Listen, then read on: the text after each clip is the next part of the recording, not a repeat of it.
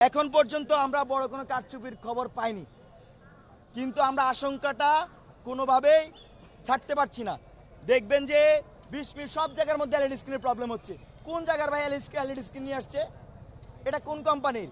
ছাত্রদলের মধ্যে যেহেতু অনেক গ্রুপিং, সেই গ্রুপিংয়ের জন্য দেখবেন ছাত্রদলের কি হয়েছে, তাদের যারা টপ 3-তে আসছে অনেক গ্রুপিংয়ের কারণে বাকি অনেক গ্রুপ তাদের প্রতি অসন্তুষ্ট এবং তারা চায় যে টপ 3 না জিতে আসুক, এবং সেই জন্য বাকিরা ভিতর ইনফরমেশন লিক করে, এবং তারা এই লিকটা করে এই জন্য যে মানে লিক করে এই জন্য যাতে আমরা ঠেকাই, কারণ সে চোখের সামনে দেখছে এইখানে ইলেকশন ইঞ্জিনিয়ারিং হচ্ছে, আমাদের কাছে এইসব ইনফরমেশন চলে আসে। মির্জা আব্বাস সরাসরি ঢাকা বিশ্ববিদ্যালয়ে প্রবেশ করার কোনো সুযোগ নাই। মির্জা আব্বাসের তিনি ঢাকা বিশ্ববিদ্যালয়ে কেউ না, তিনি বিএনপির অনেক বড় নেতা হতে পারেন, তাকে আমি সম্মান করবো, সমস্যা নাই, কিন্তু মির্জা আব্বাস আজকে ঢাকা বিশ্ববিদ্যালয়ে প্রবেশের কোনো সুযোগ নেই। মির্জা আব্বাস ঢাকা বিশ্ববিদ্যালয়ে প্রবেশ করেছেন, কে তাকে প্রবেশ করিয়েছে, এখানে এত এত সিকিউরিটি, কে তাকে প্রবেশ করিয়েছে, কাদের ইঞ্জিনিয়ারিং এর মাধ্যমে তিনি এখানে এসেছেন এবং কাদের নির্দেশনায় ঢাকা বিশ্ববিদ্যালয়ের চারপাশে নেতাকর্মী দিয়ে ভর্তি করে রাখা হয়েছে, সেই প্রশ্ন আমি করেছি। দেশবাসী এবং ঢাকা বিশ্ববিদ্যালয়ের শিক্ষার্থীবৃন্দ, আপনারা জানেন আজকে আমাদের ডাকসু নির্বাচনের দিন, সকাল থেকে ভোট হচ্ছে, 11:30 পর্যন্ত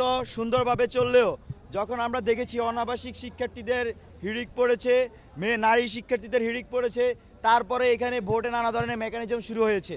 আমরা দেখেছি যে এখানকার বেশিরভাগ কেন্দ্রেই নানা ধরনের অভিযোগ এসেছে।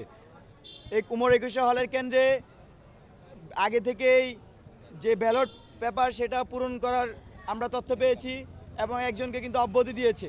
আমরা আশঙ্কা করছি যাদের নামে ব্যালট, আমি পরবর্তী শুনেছি যে সেটাতে ছাত্রদলের ব্যালট পূর্ণ ছিল, তো এটা এখনও আমি পুরো কনফার্ম না, কারণ যে নির্বাচন কমিশন তারা এটা আমাদেরকে নিশ্চিত করেনি।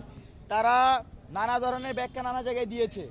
তারা যে বিবৃতি দিয়েছে সেখানে বলেছেন যে একজন রিটার্নিং অফিসার ভুল করে একের অধিক বা 2টা পেপার দিয়েছেন, এটা বলেছেন তারা বিবৃতিতে, কিন্তু যখন আমি ফোনে কথা বলেছি তখন আমাকে ভিন্ন ভিন্ন ব্যাখ্যা দিয়েছেন।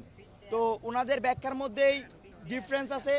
আবার একই সাথে পরবর্তী আমরা দেখেছি রোকেয়া হলে একই ঘটনা আগে থেকেই ব্যালট পেপার পূর্ণ করে রেখেছে। এরকমভাবে শামসুন্নাহর হলেও একজন সাংবাদিক এসে আমাদেরকে সেখানকার ভোট কারচুপি বা ম্যানিপুলেশনের কথা জানিয়েছেন।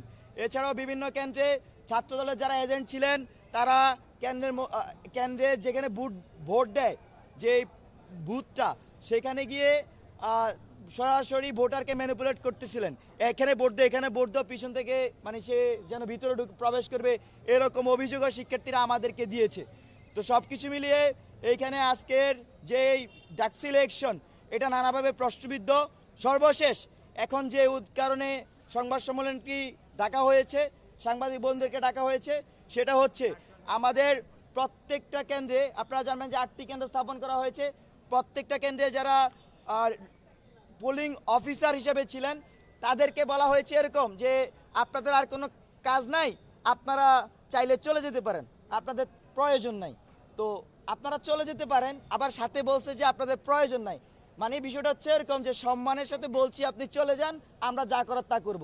আমাকে বেশ কয়েকজন পোলিং অফিসার, ঢাকা বিশ্ববিদ্যালয়ের শিক্ষক, তারা ফোন দিয়ে আমাকে অবগত করেছেন, তারা পরিচয় জানাতে চাননি, কিন্তু তারা এটা পরবর্তীতে আমি সাংবাদিক বন্ধুর মাধ্যমে খবর নেই, দেখি যে একই ঘটনা ঘটেছে, এবং প্রত্যেকটা যে জায়গায় খবর নিয়েছি সব জায়গাতেই একই টোনের মেসেজ দিয়েছে যে আপনারা চাইলে চলে যেতে পারেন, আপনাদের এখানে আর কোনো প্রয়োজন নেই।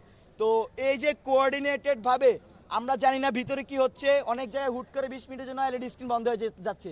এই যে কার্জন হলে 20-25 মিনিটের মতো এলইডি স্ক্রিন বন্ধ ছিল। আমরা দেখেছি শামসুন্নাহর হলে 1 ঘন্টা পরে এলইডি স্ক্রিন চালু হয়েছে। আমরা দেখেছি রোকেয়া হলের মধ্যেও এখানে যারা সংবাদকর্মী বন্ধুরা ছিলেন অনেকে জানতে চেয়েছেন ভিতরের তথ্য, অনেককে সেখানে প্রবেশাধিকার দেওয়া হয়নি, সংবাদ মাধ্যমের বন্ধুরা আমাদেরকে জানিয়েছেন।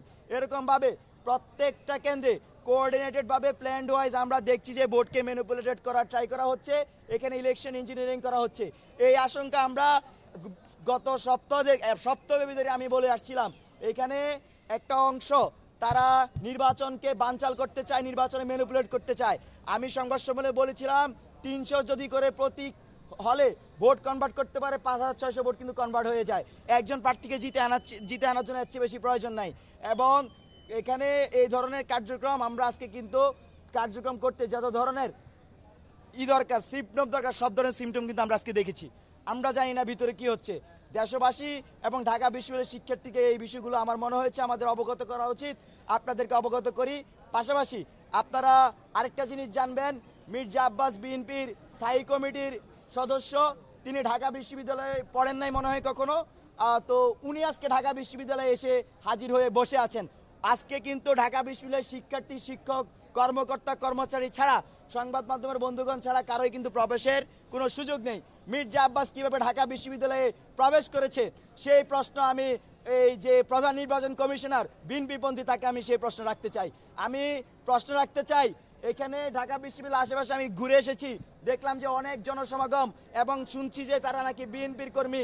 এই বিএনপির কর্মী কি মির্জা আব্বাস নিয়ে এসেছেন কিনা সেই প্রশ্ন রাখতে চাই। তো সবকিছু মিলিয়ে ঢাকা বিশ্ববিদ্যালয়কে অস্থিতিশীল করার জন্য আমাদের কাছে আমরা আশঙ্কা প্রকাশ করছি।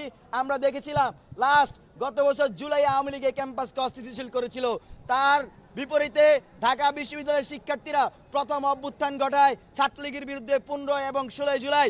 পরবর্তীতে আপনারা দেখেছেন 20 দিনের মধ্যে 5ই আগস্টের মধ্যে এই সরকারকে কিন্তু তৎকালীন বিগত ফ্যাসিস্ট সরকারকে আমরা উৎখাত করতে সক্ষম হই। তো এখানে এই ঢাকা বিশ্ববিদ্যালয়ে এসে যেই আসুক না কেন, এসে ইলেকশন ইঞ্জিনিয়ারিং করতে চাক বা ভিতরে পোলিং অফিসারদেরকে বের করে দিয়ে ইলেকশন ইঞ্জিনিয়ারিং করবে, 20 মিনিটের জন্য এলইডি স্ক্রিন বন্ধ হয়ে যাবে, সব জায়গায় একই ধরনের নাটক মঞ্চায়ন করে নির্দিষ্ট কাউকে জিতানোর জন্য রাস্তা খুলবে, সেই রায় ঢাকা বিশ্ববিদ্যালয়ের শিক্ষার্থীরা মানবে না। আমরা খুবই স্পষ্টভাবে বলতে চাই, জুলাই অভ্যুত্থানের পরে এই যে ছাত্র সংসদগুলো প্রত্যেকটা বিশ্ববিদ্যালয়ে, এটা জুলাই অভ্যুত্থানের ফসল, এটা ছাত্রদের রক্তের ফসল, জীবনের ফসল। এই ফসলকে যারা কলঙ্কিত করতে এসেছে তাদেরকে ছাত্ররা দেখে নেবে। এখানে খুবই স্পষ্ট, আমরা তো খালি ওনারা খেলছেন বিষয়টা এরকম না।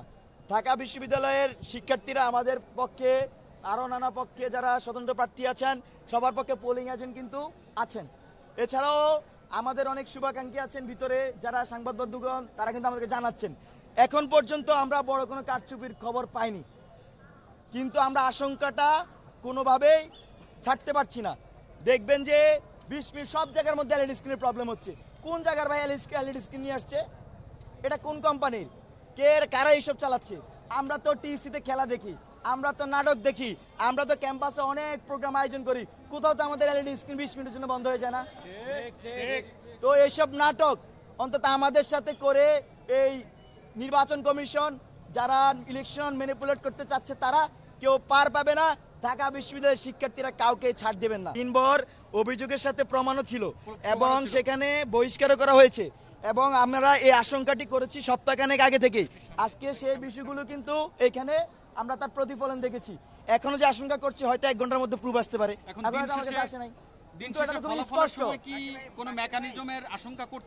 আমি তো এতক্ষণ এটাই বললাম যে ফলাফল নিয়ে মেকানিজম আশঙ্কা আমরা সপ্তাহখানেক ধরে করছি, এবং সেখানে ছাত্রদলের মধ্যে যেহেতু অনেক গ্রুপিং, সেই গ্রুপিং এর জন্য দেখবেন ছাত্রদলের কি হয়েছে, তাদের যারা টপ 3-তে আসছে, অনেক গ্রুপিং এর কারণে বাকি অনেক গ্রুপ তাদের প্রতি অসন্তুষ্ট, এবং তারা চায় যে টপ 3 না জিতে আসুক, এবং সেই জন্য বাকিরা ভিতরে ইনফরমেশন লিক করে, এবং তারা এই লিকটা করে এই জন্য যে মানে লিক করে এই জন্য যাতে আমরা ঠেকাই, কারণ সে চোখের সামনে দেখছে এইখানে ইলেকশন ইঞ্জিনিয়ারিং হচ্ছে, আমাদের কাছে এইসব ইনফরমেশন চলে আসে।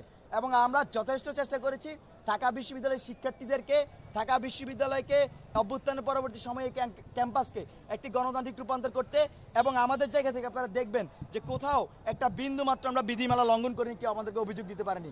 আমরা জিতে হারি সেটা পরে এলাম, কিন্তু এই ক্যাম্পাস, এই বাংলাদেশ একটি গণতান্ত্রিক রূপান্তর হবে সেটার অপেক্ষা আমরা ছিলাম। আমরা সে জায়গায় সর্বোচ্চ সহনশীলতা এবং সহযোগিতার পরিচয় দিয়েছি, কিন্তু আমরা দেখেছি এই বিশ্ববিদ্যালয় প্রশাসন যাদেরকে নির্বাচন কমিশন বানিয়েছেন, আজকে যে ইলেকশন ইঞ্জিনিয়ারিং যে প্রসেস, সেটা শিক্ষার্থীদেরকে নানাভাবে শিক্ষার্থীদেরকে আশঙ্কা তৈরি করছে তাদের মনে, এবং তারা যে গণতান্ত্রিক প্রক্রিয়া সেটার এই কন্টিনিউশন থাকে কিনা সে আশঙ্কা শিক্ষার্থীদের মনে প্রবেশ করেছে। মির্জা আব্বাস সরাসরি ঢাকা বিশ্ববিদ্যালয়ে প্রবেশ করার কোনো সুযোগ নাই। মির্জা আব্বাসের তিনি ঢাকা বিশ্ববিদ্যালয়ে কেউ না, তিনি বিএনপির অনেক বড় নেতা হতে পারেন, তাকে আমি সম্মান করবো, সমস্যা নাই, কিন্তু মির্জা আব্বাস আজকে ঢাকা বিশ্ববিদ্যালয়ে প্রবেশের কোনো সুযোগ নেই। মির্জা আব্বাস ঢাকা বিশ্ববিদ্যালয়ে প্রবেশ করেছেন, কে তাকে প্রবেশ করিয়েছে, এখানে এত সিকিউরিটি, কে তাকে প্রবেশ করিয়েছে, কাদের ইঞ্জিনিয়ারিং এর মাধ্যমে তিনি এখানে এসেছেন, এবং কাদের নির্দেশনায় ঢাকা বিশ্ববিদ্যালয়ের চারপাশে নেতাকর্মী দিয়ে ভর্তি করে রাখা হয়েছে, সেই প্রশ্ন আমি করেছি।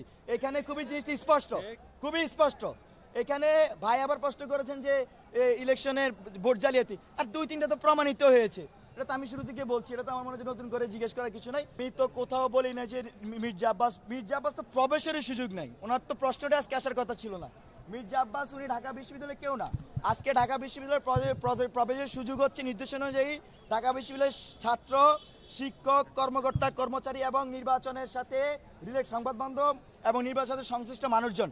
মির্জা আব্বাস ঢাকা বিশ্ববিদ্যালয়ে আজকে যে ডাকসু নির্বাচন তার সাথে কোনো কিছুর সাথে উনি সংশ্লিষ্ট না, কিন্তু তিনি আজকে এখানে প্রবেশ করার মানে একটা ভিন্ন মেসেজ ঢাকা বিশ্ববিদ্যালয়ে যাচ্ছে, দেশবাসীর কাছে যাচ্ছে, এটা খুবই স্পষ্ট। এখানে খুব বেশি কোশ্চেন করার আমার কাছে মনে হয় যে সুযোগ নেই।